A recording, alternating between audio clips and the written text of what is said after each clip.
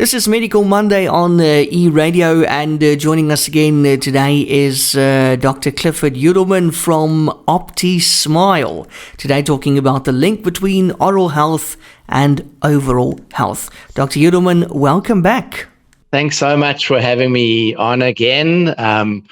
After last week's episode on general dentistry and preventive care, and then our Valentine's one about bad breath. So today is actually the one that I've been waiting for the most. And because a lot of people, they don't care so much if they lose another tooth, or if they have a bit of bad breath, or their gums are bleeding, and they're not that interested in oral health. Maybe it's something that they learned from their parents, like, it's just a tooth, pull it out. So I'm not going to argue or try and change someone's mind, but hopefully today's episode will make people think twice about what's going on in their mouth. So I hope you got some good questions for me, and I'm going to stay on track today and answer your questions. So thanks very much. Absolutely. How can oral health impact your overall health and well-being? That's a fantastic question, because your oral health can really affect risk of heart disease and stroke. I'll get into the mechanism because some of these things are all very similar. Diabetes and controlling your blood sugar and pregnancy. And now they're even talking about things like Alzheimer's and mental health. 10, 20 years ago, there were indications that this was the case, and there were quotes from the Mayo Clinic that people with their natural teeth, live 10 years longer than people that don't have their natural teeth, and so on. But it's really in the last 5-10 years that there's just study after study after study that link your oral health directly with these things that we just spoke about. I think we can maybe carry on and you can ask me specifically about each of these. What are some systemic diseases linked to poor oral health? Okay, so let's start off with one that you can't argue with, and that is these days diabetes, especially in the US, but I believe in South Africa as well. Type 2 diabetes is an epidemic. We eat way too many carbs, me included. Although some people think Professor Tim Noakes was controversial, I can say from a personal point of view, 2 years ago, I was pre-diabetic. I was on diabetic medication, and I felt ill from the medication, and I discovered Tim Noakes' videos, and I did some banting for 2 months. I lost 16 kilograms. And I went off all medications, including blood pressure medication and diabetes medication and cholesterol medication. So I think there's some things out there that can help people who've got type 2 diabetes rather than medication. And one of the things is brushing and flossing and going to the dentist and making sure that your teeth and gums are healthy, because they've shown without any doubt that when your gums are bleeding and you've got gum disease, your blood sugar will be almost impossible to control, and vice versa. If you've got diabetes, you're more prone to things like skin infections and gum infections. So diabetes, I think we've got that covered, and you can just Google it. You'll see there's study after study after study. The other one is heart disease. So interestingly, when someone gets a bypass and they remove a clogged artery from your heart, the cholesterol buildup in that layer in the wall of the artery, they send it for genetic testing.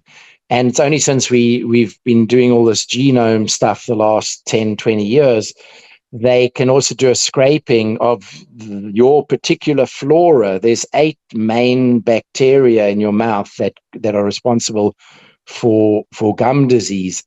And in each of those, they've got long names. I won't mention them here and try and show off to other dentists, but they've got abbreviations like AA. Actually, let me tell you, that's actinomycetans, comitans. That's one word. Two words. AA. So Wow. if you've got AA in your gums, there's different genotypes of AA, and so maybe there's like 50 different types of this particular one. And if they do a DNA test of the little bit of your artery that they remove from your heart after a heart attack, they will actually find the DNA of that bacteria that's in your mouth, in your heart. So that was last time I checked. I haven't read any further papers in more recently, but there's hundreds of other papers about how oral health causes heart disease. And now there's also about Alzheimer's. I think people must actually look after their health and Google this stuff. I use Perplexity, or I go to scholar.google, and you find things that are in medical journals. Don't believe everything you see on the internet, on a regular website. You can go to something like Mayo Clinic, heart disease, gum disease, and you'll probably find something more reliable. And then I'm sure the WebMD website will obviously say something again that will make you believe 100% that you are busy dying, because that's what they do with that website most of the time. Yes. Oh, and the other thing is osteoporosis. So it's very important that especially in females or even in males that cycle, if you don't do any load-bearing exercise and you just cycle every day and you don't actually get any upper body exercise, it's a big risk for osteoporosis, especially as you get into your 60s. And then people who have osteoporosis go on this medication. The type of medication is bisphosphonate. I don't actually know all of the different drug names, but once you go on that, you can never get a dental extraction. So you have to make sure that you don't get osteoporosis in the first place. And there's a lot of information out there how to avoid it. It is pretty much avoidable. Hormone replacement in women is controversial in South Africa, but it's something definitely to look into. It's not just about the hot flashes. The hormone replacement will actually protect your bones. I've been very interested in this recently because I get a lot of female patients that are on these bisphosphonates, and so I've really looked into it. And you can't get a dental implant if you've got osteoporosis. And yeah, your bone health is very important, and it can affect what goes on in your mouth. So that's just going the opposite direction. Doctor, what are the signs that your oral health is actually busy affecting your general health? Do we get symptoms? How do we know?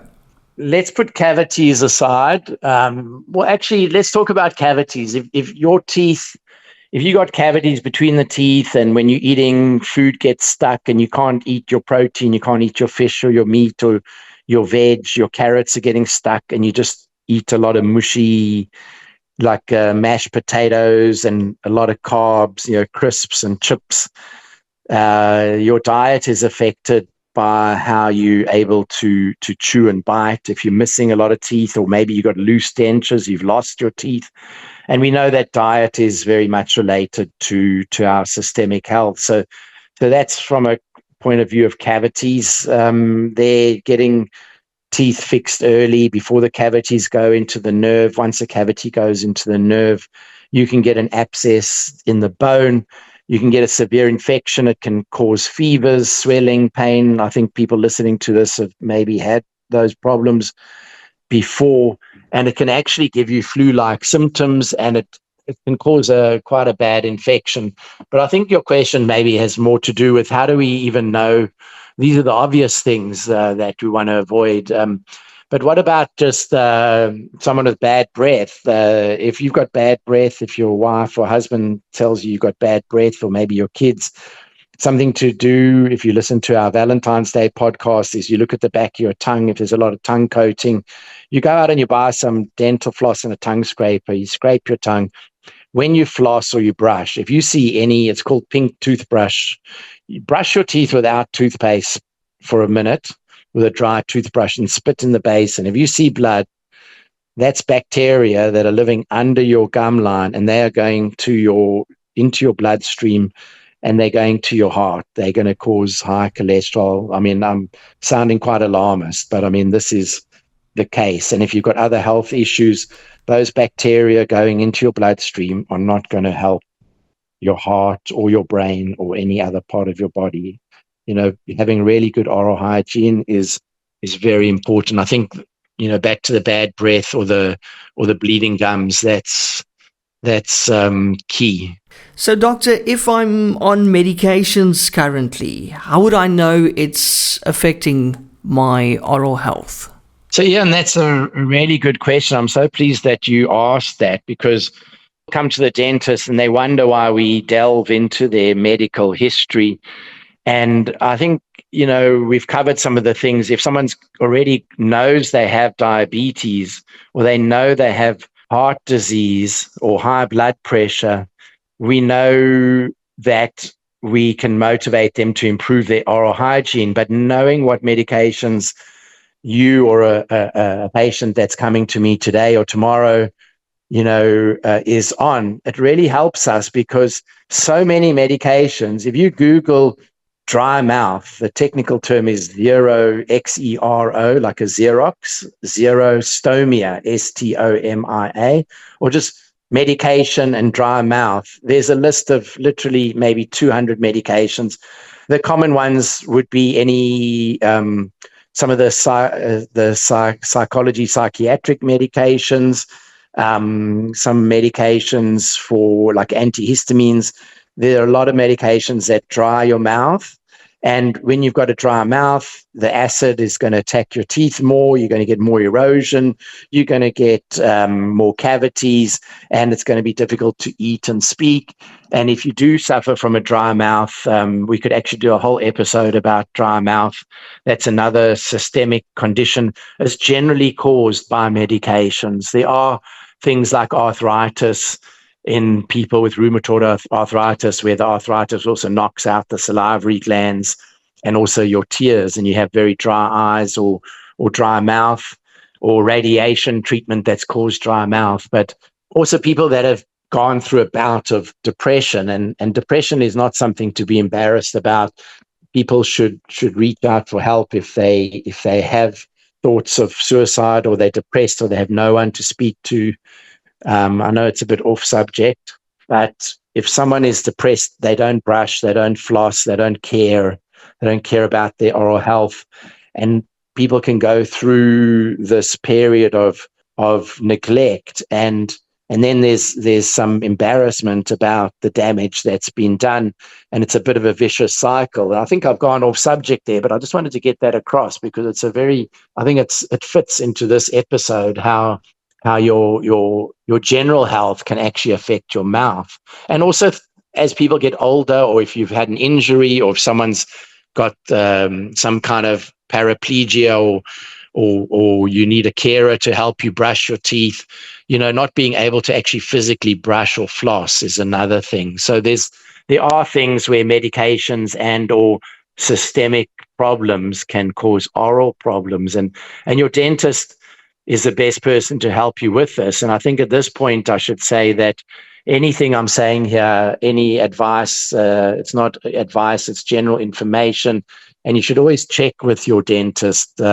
If your dentist says Dr. Yudelman doesn't know what he's talking about, I'm fine with that. Go and Google it, or ask your dentist for advice. Please don't follow everything I'm telling you here blindly. Doctor, I never realized how important it is for dental care, especially during pregnancy, and oral health, and how they interconnect. Why is dental care so important during pregnancy?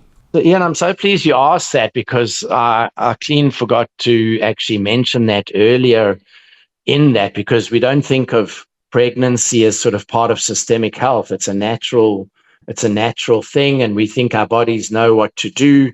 And we don't think of it like heart disease and diabetes, but yet there's many studies that have shown that in a lady, in a female who is pregnant, that has severe gum infections and poor oral health, and of course, if you've got cavities and, like I mentioned earlier, poor diet because of your problems with not being able to eat the correct diet that's good for the kid.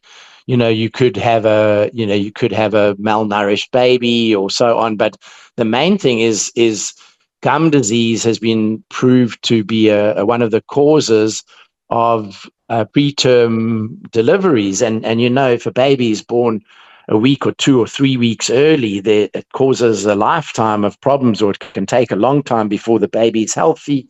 Sometimes the baby has to go into an incubator.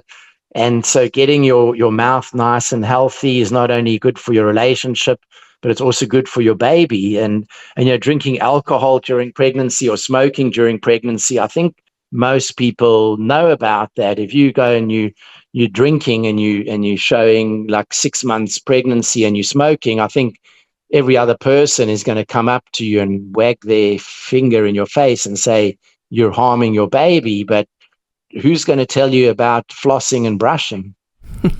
True. And then lastly, our final question for today. How does stress affect oral health? And let's look at some of the strategies to reduce its impact on our dental well-being. Okay, so that's a fantastic question, because I mentioned a little bit about depression and psychiatric or psychological problems. And some people are very tough and they're able to withstand a huge amount of pressure, whether it's financial pressure or relationship pressure or teenagers acting up. And they're very good at, one thing is, they say biting your tongue and not actually reaching out or lashing out, but it comes across as grinding. A lot of people we find grind their teeth at work or during the day as well as at night. And so there are exercises one can do. Meditation, yoga, walking, all things to reduce stress is very important. But in some patients, they've developed their muscles really well and they become professional grinders, and people grind away their teeth. This is on top of any kind of acid erosion, or they keep cracking. You put a filling in and they crack the tooth, and then you put a crown in and they crack the crown. And there are things we can make for patients called night guards, like a piece of plastic that you wear over your teeth. I find that people don't wear them unless they've got jaw problems. So grinding your teeth stress can cause TMJ, which is your temporomandibular joint. It's just a long word for that joint there near your ear. If you're getting headaches, earaches, things like that, you go to the ENT because you think you've got an ear infection. Your dentist is the right person to consult. And personally, I don't make a night guard or a bite guard for a patient that's grinding unless I also question them about snoring and sleep apnea, because so many people, if you've had extractions for orthodontics, if you've got a small mouth and a big tongue, if you're overweight, or if you've got a large neck or other risk factors for sleep apnea, if you wake up with bruised ribs because your husband or wife keeps hitting you in the ribs every time you snore, that's a sign of sleep apnea and snoring. There's an app called Snore Lab where you can record any sounds that you're making at night, and the snoring, it sounds like an aeroplane, and then you'll hear yourself choking and coughing. And then after that, you're very quiet, because then you're cracking your teeth, you're grinding your teeth like crazy. And so just giving someone a night guard for grinding, you might actually be making the sleep apnea worse. So I send all my patients for a home sleep study. It used to be that medical aid covers it. I don't know if they cover it. It's about 2,000 Rand. You do not have to go and have a hospital sleep study. A home sleep study where you take home a special machine and then you bring it back. You go to a sleep. You don't necessarily need, most dentists won't be able to help you with a sleep study. But if you're grinding your teeth and this sounds like you, then please get it checked out, because if you think gum disease affects your heart disease and your diabetes and your psychiatric and all of that, sleep apnea is way worse, and it's tied into the gum disease and everything we've spoken about. We could actually do an episode just on sleep apnea, maybe in a month or two. Looking forward to that. As always, amazing advice, Dr. Yudelman. Thank you so much for your time. Just to ask quickly, how do we get in touch with you, and also your website and your socials? So it's OptiSmile, OptiSmile. We call it OptiSmile because we optimize your oral health and we optimize your confidence. We enable you to smile with confidence and vitality. That's how we came up with OptiSmile. You go optismile.coza. You can WhatsApp us from there. You can phone us from there. I won't repeat my phone number or my WhatsApp number. You can just Google OptiSmile or Google Best Dentist in Cape Town, and hopefully we show up somewhere in the first page. I'm not saying we are the best dentist, but we've got over 310 5-star reviews. Read our reviews and see if it's something where we can help you. We're in Seapoint, and we also offer free video consultations for patients that are intending to actually come to Seapoint, and they can book it. You have to fill in, there's a health history and a dental history that you have to fill in before we actually set up that half an hour appointment for you, and we're able to give you all kinds of personalized advice. At that point, it is personal advice, and even though we don't charge, it is considered a doctor-patient relationship. And for anyone that's thinking about coming to see us, I would, and you're coming from far away, I would encourage you to book a video consult just straight from our website where it says book online. It's one of the first options when you go into that under new patient. That's a very great initiative there, Doctor. Thank you so much, as always, and until next week. Thank you so much, Ian. It's fantastic.